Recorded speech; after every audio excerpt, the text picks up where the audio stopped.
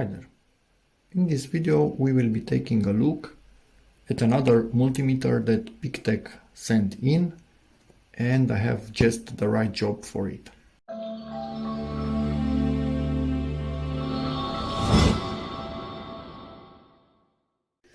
As my subscribers might already know, I have a small PeakTech that is used in my car. It sits in the car all the time, and I have really nice multimeter again from PeakTech, the 3440 with a color display, lithium battery.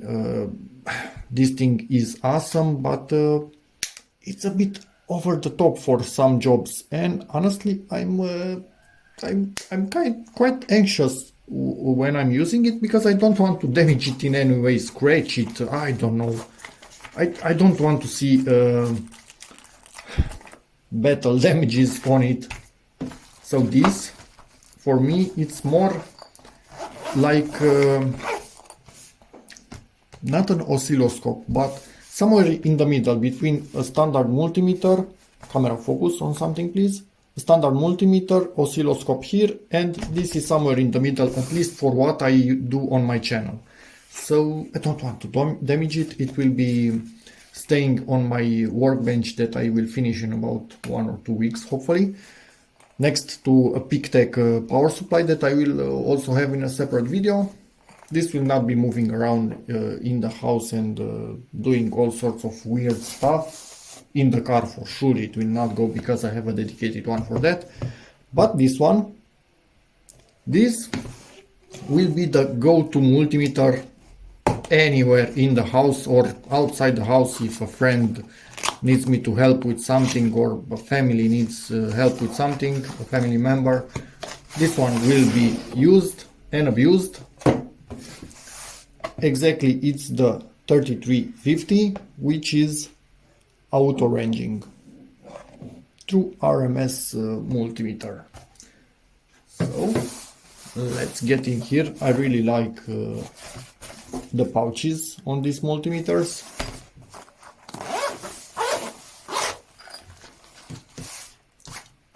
And we have this little guy right here. Let's remove the protection ASAP, because it will not show up nicely on video at all. Let me see. I think we need to put in a battery, or does it already have a battery? Let's double and triple check in here. The leads are quite nice on it, and obviously we have also a temperature probe in here, which is quite handy. I will just quickly check the manual to see what needs to be done about the battery, but I'm honestly expecting this screw right here. Ooh, and here is the flashlight on it. Okay, this is quite cool. So presumably, will it work only while holding the button, or it will stay on until I push it again? We'll see that in a moment. Let me just double check this. Let's just take a quick look at this in the manual. This is for the 3350. It's a small error right here. We can see the model on the picture. So these are the buttons and the rotary switch, obviously. This little thing is quite awesome, and I will show you a few features on it. For example, right here we have a light sensor. That one will automatically turn on and off the backlight, which is great. Then right here we have a red and green LED. This, for example, will show up as green when we test continuity, to show us that we have continuity. Also it will beep, obviously, but it will also indicate right here. We also have non-contact voltage tester, which will also use these red and green LEDs. No voltage, green, voltage, red.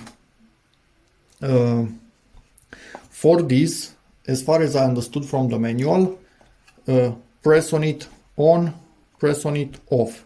Same button used to hold the value.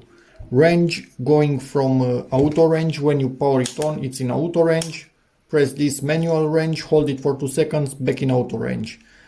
In mode, for example, when we are here, we can switch between AC and DC. It's a nice multimeter, and obviously this is rubber, the dark gray. It's not quite black, it's dark gray. And yes, we need 4 AAA batteries, which we have right here, and I will open up this little guy right here. So be back in a second. Just remembered to be done with the manual. These are the ranges if you need them. And yeah, that's about it with the manual. This is really feature rich. Honestly, it kind of has everything that you need from a multimeter. So let me get it opened up and be back when we are putting in the batteries. It's a Phillips head screw right there. Screw is undone. Now let's get this out. We have access to the fuses right here. Hopefully there will be no need for those, but errors do happen, and I've been known to pop 1 or 2 multimeter fuses over the years, so yeah. And it beeped at us, meaning that it's happy. Always use decent quality batteries in multimeters, and yeah, let's use the Phillips, not really Phillips, screwdriver. Yeah, even a small flathead works for this. Always use good quality batteries in anything in your house. Leaky batteries, the worst thing in the world, and can damage anything from cheap to really expensive devices. It's just not worth it. And anyway, they don't last, so in the end, just disadvantages overall. Oh, it was my bad. It should have been in the off position while changing or installing the batteries. Anyway, let's also pop these things in.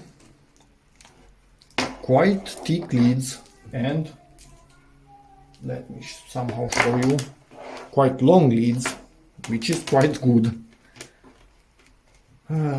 Let's remove the little protections so we can pop them in. Let's see. So common negative, and for most measurements this is where we connect. Also here we can connect this thingy, but we are not going to be using that now. For microamps and milliamps, right here we connect, and for 10 amp max right here, but it's 30 seconds maximum at every 15 minutes. So yeah, I'm not going to be abusing that for sure. As in other PeakTech multimeters, we have this possibility, and I really like it because it prevents you from shorting stuff out. Just rarely I will need to remove the caps from this. Let's see. So if I don't power it on, will the flashlight start? No, it will not. Now we don't have backlight. Let me try and fool it and think it's night. Not sure if I can actually do it. I'm going to attempt. Maybe I need to. It would be nice to actually know what I'm doing, but I don't.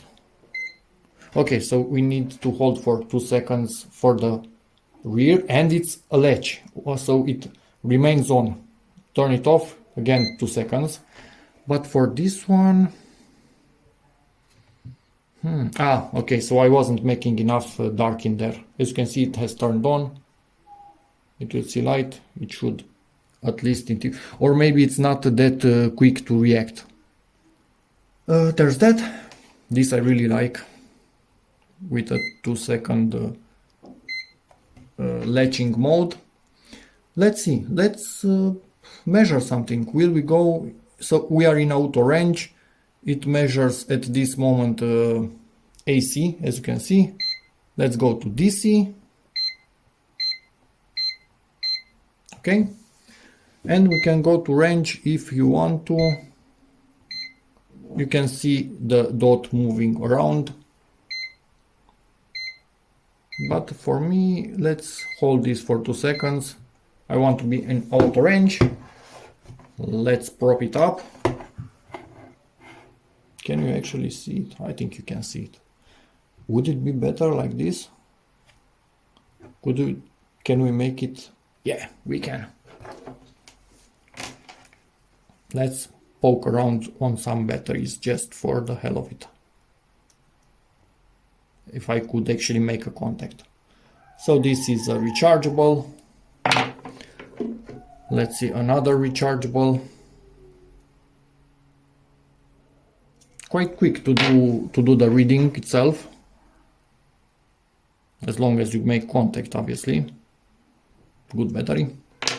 And let's see the famous 555 no-name Chinese brand. It's the new version for 777 that existed when I was a kid. But it's good. It will leak like crazy, but it's good for the moment.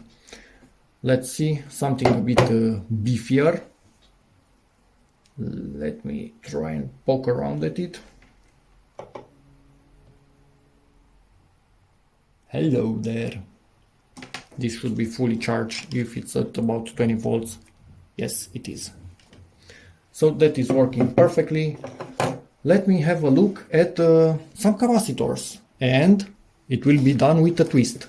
I will replace the leads with some leads from this pack, which actually have some tiny clamps to hold on to the feet of my capacitors. So be back in a second. Let's get this off, and as you can see, it actually turned the light off at a point in time, because it's so, hey, there's enough light for you to see. No need to have energy consumption with the backlight, which is good. Off, remove this, and search for clamps. And we're ready to party. I've put in these extenders, which connect right here, and these things, ooh, grabby little things. And they are super flexible, so you can poke around in any devices you need. But for me, let's see. First time I'm using them, so I'm not sure how good I will be at this. Okay, and we are connected. We should have contact. Maybe I shouldn't have connected it from the start, should I? Should I? I'm not sure about that, don't quote me on it. We are going in capacitor mode. Let's select mode and see voltage, nanofarads. I think here we need to be in auto range. Okay, that's good enough for me. It's measuring, it's green. So it went into millifarads, and we have 2.9 millifarads. Okay, let's check on this. It should be 3.3 millifarads or 3300 microfarads. So this isn't what it used to be, and I will show you why. Do you see it? Yep, it's bloated. So this is removed from a motherboard that wasn't working anymore, and it was replaced with camera focus, with good capacitors. Not only this one, lots of them. I just keep it around to demonstrate stuff like this. This one might be good, not bloated, but we never know until we measure, so let's give it a bell.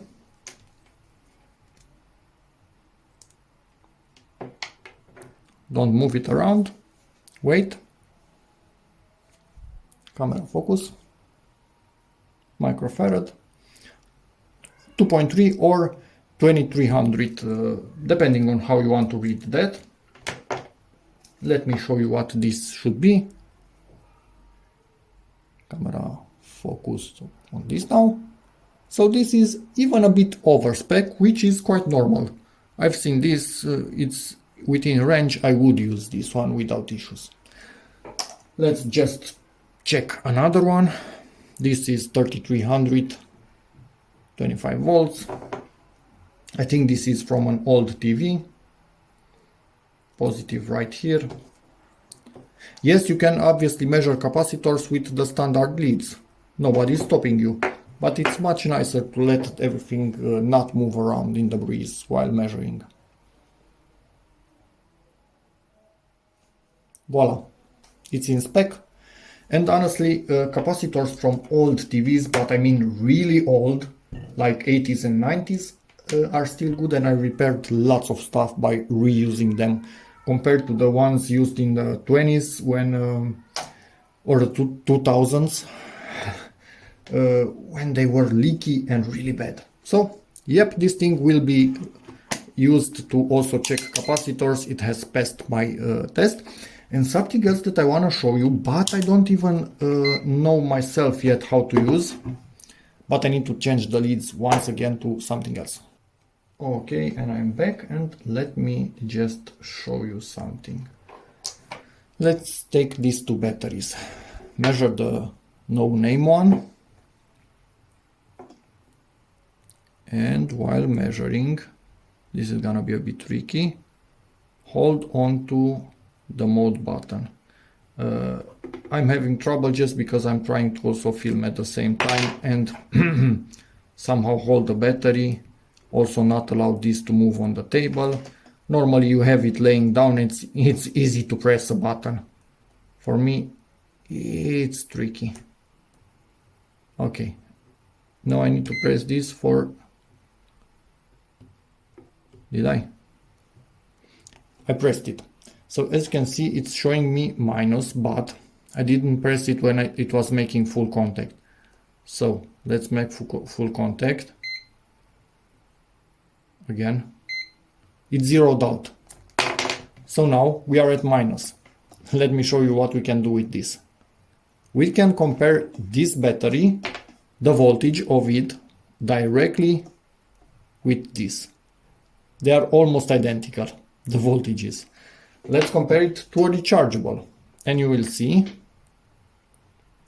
it has 0.229 less volts than a non-rechargeable battery, or at least this one compared to the one that we zeroed out on. Press this, it's out of the zeroing out.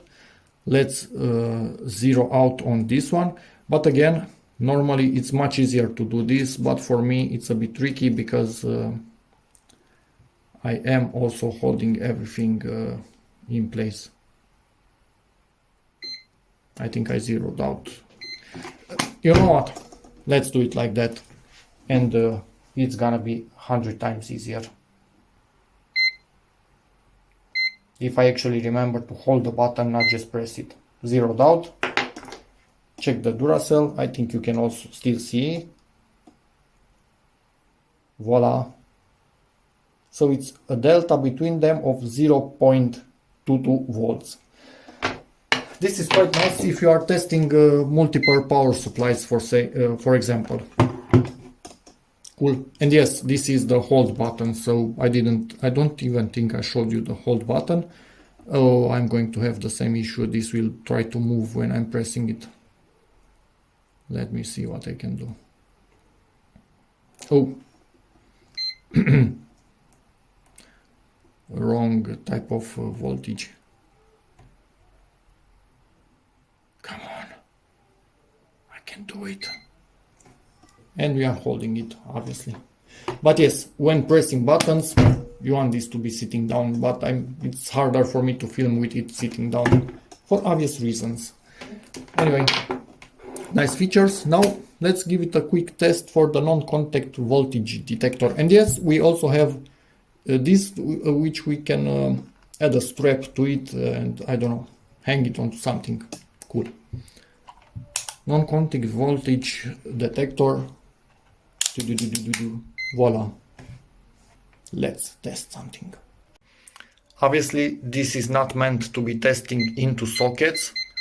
It can tell you, hey, there's a voltage here, but it's not a reliable method of testing deep in there. I will link a video with another PeakTech product that, yeah, can test deep in a socket. This finds much bigger fields. And as you can see, hello, we have voltage.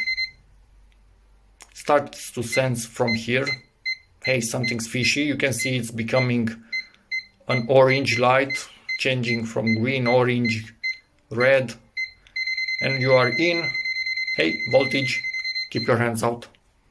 Nice.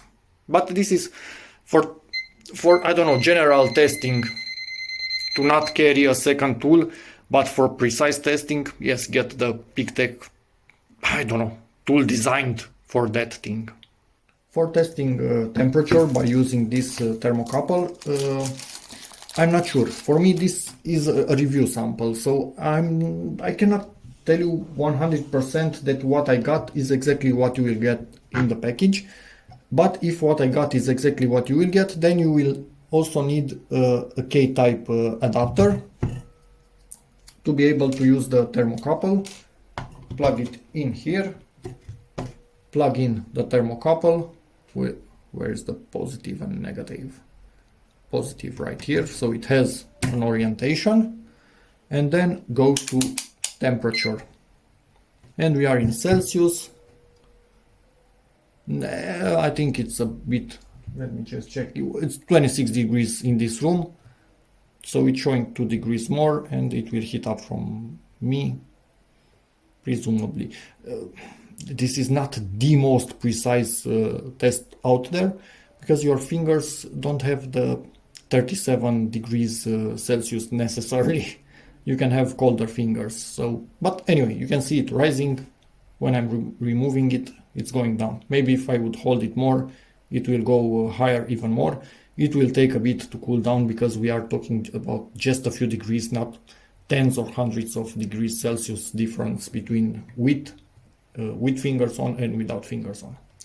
So yeah, there's that. Keep in mind, you might be needing this adapter in case you use this. I have it from the 3440 box. So for me, that's no issue whatsoever. So about this multimeter, I can just say, for a DIYer like myself, is the perfect tool. It has everything in one for quick jobs. It's not the smartest out there. We have the 3440 for that, but it is feature packed. This flashlight, backlight on it, even automatic on this particular model, non-contact voltage tester, temperature, capacitor, microamps, milliamps, whatever, frequency, yeah. Didn't even check continuity. Let me see if it gets into continuity directly. I don't think so. It's going through modes. Let's see. Continuity. Is this? I think this is the one.